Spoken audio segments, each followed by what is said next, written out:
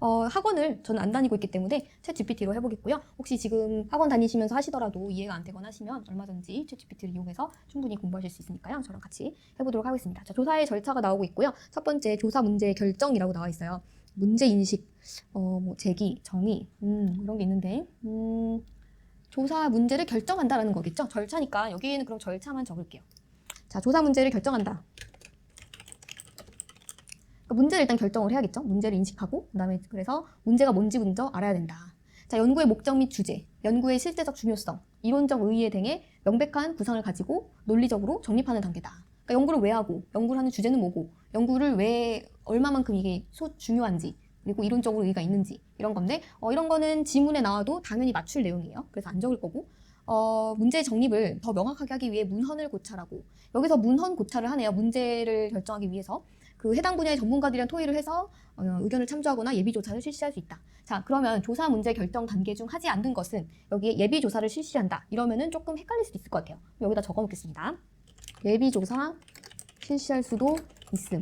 헷갈림 주의 이렇게 적어놓을게요. 문제를 결정하는데 여기서 조사를 한다. 그러면 뭔가 헷갈리는데 할 수 있기 때문에 자, 그 다음에는 설정된 연구 문제의 적정성 판단 기준. 자, 연구 문제가 적정한가에 대한 판단 기준은 당연히 나올 것 같아요. 그럼 여기에다가 문제 적정성 판단 기준이라고 적어볼게요. 자, 그리고 조사 문제를 결정하는 단계의 하위 키워드잖아요. 그래서 이거를 이렇게 오른쪽 정렬을 할게요. 그럼 뭔가 하위 키워드로 보이죠? 여기를 이렇게 살짝 넓혀줄게요. 자, 그러면은 절차니까 번호를 좀 매겨볼까요? 자, 조사 문제를 결정하는 단계에서 그 문제의 적정성 판단 기준은 이렇다라고 필기를 하는 거예요. 자, 그럼 보면은 문제 판단 기준이 보니까 설정은 2개 이상의 변수 관계를 서술해야 하며 실증적 연구를 통해 해결될 수 있도록 작성돼야 한다. 자, 무슨 말인지 모르겠어요. 그대로 물어볼게요. 설정은 2개, 이렇게 해볼게요. 그러니까 워낙 좀 어려운 말이 많다 보니까 한자로 이해하면 좀 쉽거든요. 2개 이상 변수 간의 관계를 서술해야 한다.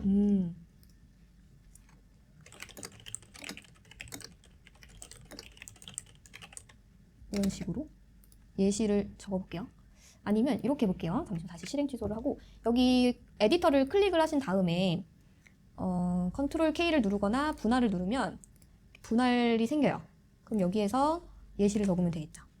가능한 명백하고 확실한 것이어야 된다. 뭐 당연한 거고 과체 가능 현상과 밀접히 연결된 당연한 거고 연구 결과는 유동적이며 연구자가 가진 가치관이 훼손시키면 안 된다. 다양 맞고요. 연구 문제의 결과가 유동적이다 라는 말이고요. 이게 적정성 판단 기준에 들어가는 이유는 이렇게 생각해 볼게요. 이해가 안 되는 것만, 그냥 너무 일반적인 건 빼고 이해가 안 되는 것만 적어볼게요. 결과가 고정되지 않고 다르게 나타날 수 있다. 이렇게 하지 않고 그냥 연구 문제의 결과는 유동적 이렇게 해볼게요.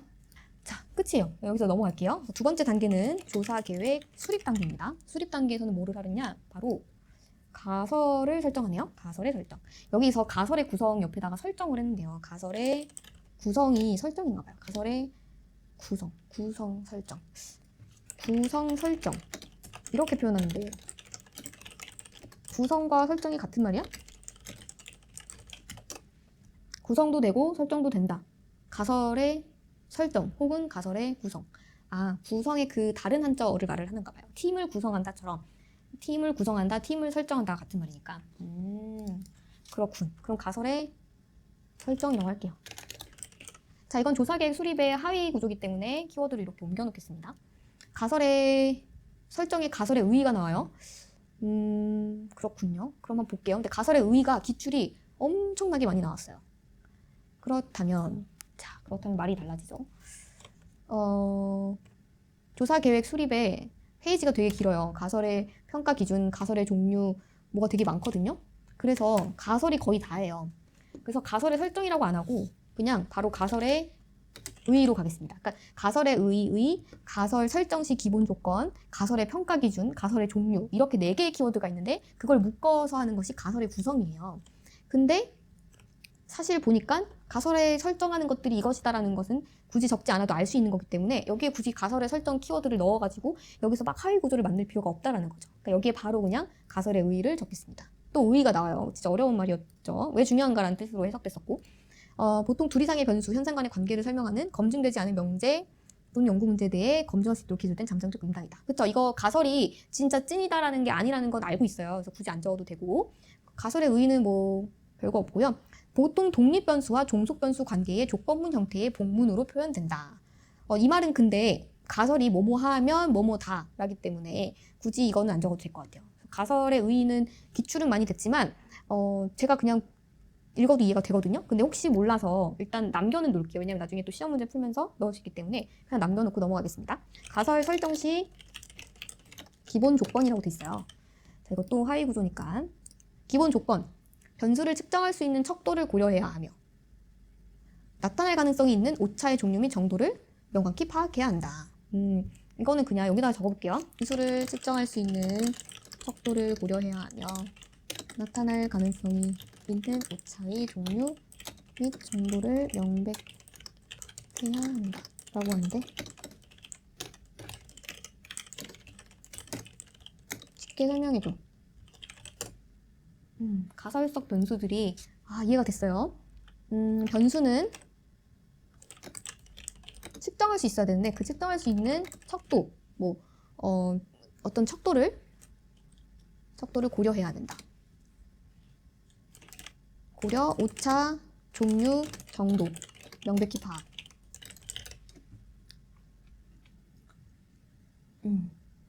그죠? 변수를 숫자나 데이터로 측정할 수 있는 방식으로 표현해야 하고 변수를 측정할 수 있는 척도를 고려해야 되고 데이터를 모으는 과정에 생길 수 있는 실수나 한계도 미리 생각해 둬야 한다. 너무 이해가 됐어요. 연구 문제를 해결할 수 있어야 된다. 그죠? 가설이 그런 건 당연한 거고 실증적 확인을 위해 구체적 한정적이어야 하고 현상과 관련성을 가져야 한다. 당연한 거죠? 자, 그럼 이건 이렇게 볼게요. 구체적, 한정적을 반대로 말해봐. 자, 이거 좋은 방법인데 이거를 반대로 표현하면 내가 헷갈릴까를 생각해 보는 거예요. 자, 구체적은 추상적이어야 한다. 그쵸? 그러면은 실증적 확인을 위해서 추상적이어야 한다? 라고 나오면 당연히 틀릴 거고 포괄적이어야 한다? 라고 하면은 좀 헷갈릴 수 있을 것 같아요. 그러면은 한정적이어야 된다만 적을 거예요. 네, 여기 다 적을 필요 없어요. 내가 이해 안 되는 것만 진짜 너무 불안해서 암기해야 되는 것만 필기하면 된단 말이죠.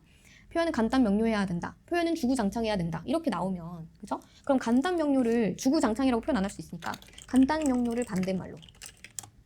그럼 이렇게 할 수 있죠. 표현은 복잡하고 애매해야 된다. 이렇게 나오면 당연히 제가 틀리진 않죠. 그죠? 이거는 뭐 너무 당연한 거니까. 계량적 형태를 취하거나 계량화되어 있어서 통계적 분석이 가능하다. 당연한 거고 동일 분야의 다른 가설과 연관성이 있어야 하고 특정적이어야 한다. 조금 이미 존재하는 관련 연구와 가설과 연결되어야 하고 구체적으로 명확해야 한다. 혼자만의 독립적 아이디어면 안 된다. 조금 다른 것과 연관이 되어 있어야 한다. 너무 새롭게 설정된 거는 타당성을 검토하기 어렵다. 특정적이다. 한정적, 극정적. 그리고 동일 분야의 다른 가설과 연관성 있어야 된다. 네, 자 넘어갈게요. 한 페이지 끝났고요. 가설의 평가 기준이 또 나와 있죠. 가설의 평가 기준 이것도 엄청 많이 됐는데 기출이 자 경험적 검증 가능성 이거는 이제 알고 입증의 명백성 입증할 수 있어야 된다는 거고 가설 자체의 개연성 가설 자체의 개연성이 뭘까? 진작이 그렇듯한 것으로 여겨져야 한다. 검증 결과를 광범위하게 이용할 수 있어야 된다. 이게 그냥 쉽게 읽히시는 분들도 있을 것 같아요. 근데 저는 사실 그렇게 막 확 읽자마자 확 이해가 되는 건 아니어서 이렇게 한자 한자를 완벽하게 이해하고 그냥 뭐 노트에 안 적고 말아요. 연구를 통해 나온 결과가 특정 상황에만 국한되면 안 된다. 한정된 상황이 아니라 더 넓은 범위에 이용되어야 한다. 결과가 보편적이고 응용 가능해야 한다. 이건 되게 중요한 말이네요. 검증 결과는 광범위하게 이용되어야 한다. 이건 A 지역 학생한테만 적용된다 라고 하면 안 된다라는 거지. 다른 조건에서도 된다 라고 되어야 되고 이걸 개연성을 설명하는 말이네요. 그쵸? 그렇기 때문에 이거는 이렇게 복사를 한 다음에요. 개연성에 대한 추가적 설명이기 때문에 여기에 클릭을 해서 이 분할 버튼을 누르면 여기에다가 붙여넣기를 해줄게요. 개연성에 대한 부분, 검증 결과는 광범위하게 이용이 되어야 된다 라는 거고 자, 그 다음에 가치 중립성, 용이성 뭐 당연한 거죠. 가치가 중립되어야 되고 누구나 이용할 수 있어야 된다. 용이성 그죠? 누구나 쉽게 이용 여기 또 쉽게 좀 볼게요. 동의 반복적이지 않게 이게 무슨 뜻? 아, 같은 뜻 가진 단어나 표현을 반복적으로 사용하지 말라라는 뜻이래요. 자, 그러면 용이성 그리고 동의 반복적이지 않게 라고 적고 또 이제 분할을 해볼게요. 여기다가 뜻을 적을게요. 네, 이렇게 하겠습니다. 자, 이번에 가설의 종류가 나와요. 그냥 가설에 대한 것만 엄청 많이 나오네요. 이게 지금 다 조사계획 수립 단계에 있는 겁니다. 가설의 종류 클릭해서 이렇게 옮겨주면 돼요. 가설의 종류 연구가설 연구 문제에 대한 답이겠죠? 연구가설 귀무가설 한자어 해석해줘. 이렇게 해볼게요. 돌아갈 귀래요. 돌아갈 귀. 그리고 없을 무. 어떤 효과나 차이가 없다라고 가정한 상태. 너무 좋은 말이죠. 이거는 이렇게 해서 괄호 정도만 해도 될 것 같아요. 뜻을 설명하는 거니까. 자, 읽어보면 연구가설과 논리적으로 반대. 처음부터 버릴 것. 연구가설은 귀무가설이 직접 채택될 수 없을 때 자동으로 받아들여지는 가설로서 직접 검증할 필요가 없는 반면 귀무가설은 직접 검증을 거쳐야 된다. 이게 무슨 말인지 모르겠어요. 보면은 그러니까 검증 가설, 귀무 가설이 틀렸다라고 하면 연구 가설이 자동으로 채택된다. 그러면은 이건 여기에다가 분할을 하고요. 귀무 가설 비채택 시 자동으로 받아들여진. 이건 연구 가설이죠. 그러면 요거를 연구 가설 옆에 만들고 여기다가 이렇게 적어 놓을게요. 그러나 귀무 가설은 직접 검증 필요.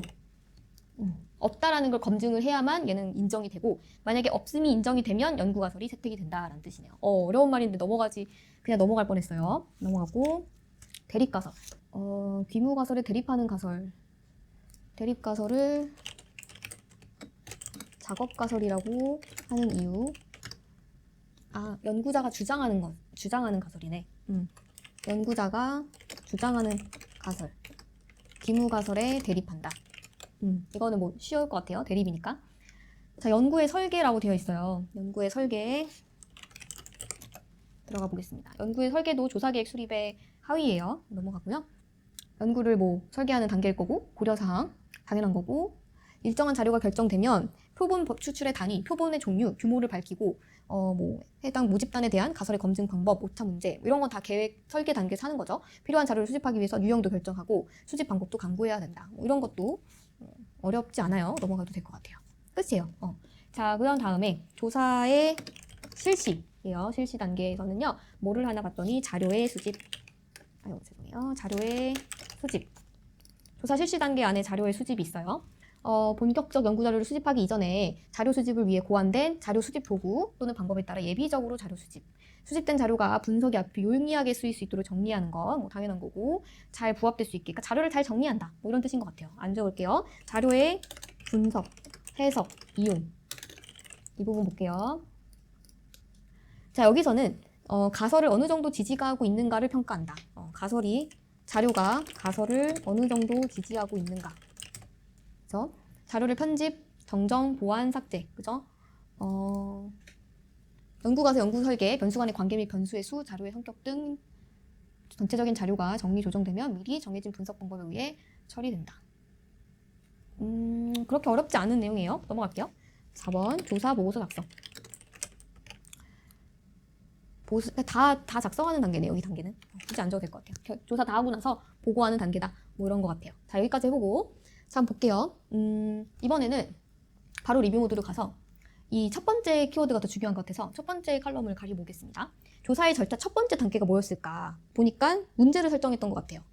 그죠? 그 문제를 설정할 때 뭐였냐면은 하위 단위로 문제가 얼마나 적정성이 있는가에 대한 판단이 있었고 그 다음에는 조사 문제를 결정하면 조사 계획을 세웠죠. 여기에서 가설의 의의가 있었는데 넘어갔었고 이거 그냥 빼도 될 것 같아요. 사실은 이제 보니까 가설의 특성이었나? 가설 설정 시 기본 조건. 가설을 설정했을 때 어떤 기본 조건이 있는가? 가설의 평가 기준도 체크를 했어야 됐었고 가설의 종류도 있었고 그 다음에 연구 계획을 설계를 한다. 그 다음에 조사 실시를 하면 여기에서 뭐를 했었죠? 자료를 수집을 하고 그리고 자료를 정리하고 분석, 해석하고 이용하는 단계가 있었고 다시 조사로 보고서를 작성을 한다. 자, 조사 문제를 결정하는 건 조사 문제를 결정하는 단계에서 예비조사 실시할 수 있으니까 헷갈리지 말아야 되고 문제의 적정성을 판단하는 기준에서는 뭐가 있었죠? 2개 이상의 변수 관계를 서술해야 된다. 그리고 그게 문제의 결과는 유동적이다. 맞아요. 가설 설정식 기본 조건이 변수를 측정할 수 있는 척도 고려, 한정적, 특이적이어야 된다. 그리고 결과가 동일 결과에 다른 가설과 연관이 되어 있어야 된다. 가설의 평가 기준은 개연성이 있어야 되고 그리고 검증 결과는 광범위하게 이용이 됐어야 됐었고 용이성, 동의반복적이지 않게 자꾸 말 반복하지 않게 가설의 종류가 연구가설, 그리고 귀무가설, 그리고 대립가설 있었고 여기서는 얼마나 가설을 뒷받침하는지 그렇죠? 이렇게 되어 있었고 여기에서 좀 빨간펜 표시를 해야 됐었던 게 예비조사를 실시할 수 있는 단계가 어딘가 조사 문제를 설정하는 단계에서 할 수 있고 유동적이다 라는 거 그리고 변수를 측정할 수 있는 척도를 고려한다. 오차 정도, 한정적, 특정적이어야 한다. 이 말 좀 어렵죠? 동일 분야의 다른 가설과 연관성이 있어야 된다. 이렇게 키워드에만 좀 펴놓을게요. 가설의 평가 기준의 개연성, 그리고 검증 결과는 광범위하게 용이해야 하고 동의 반복적이지 않다. 이거는 안 할게요. 됐고 다른 건 다 어렵지 않죠. 다음 또 테스트 할게요. 자, 조사 문제를 결정하는 단계에서 예비 조사 실시 가능하다. 그리고 연구 문제 결과는 뭐였죠? 일단 헷갈리니까 넘어가고 한정적, 특정적이어야 한다. 동일 분야의 다른 가설과 연관성, 개연성, 검증 결과는 광범위하게 이용. 이게 뭐였을까? 자, 오픈해 볼게요. 용이성, 용이해야 한다. 그쵸? 이건 유동적이었네요. 유동적인 게 엄청나게 헷갈리네요. 엄청나게 헷갈려요. 이거를 좀 어떻게 표시를 해야겠어요. 굵게 표시하면 될 것 같아요. 자, 이렇게 끝냈습니다. 그래서 오늘은 키워드 02번에 대해서 끝을 내봤고요. 또 다음 키워드로 뵙겠습니다.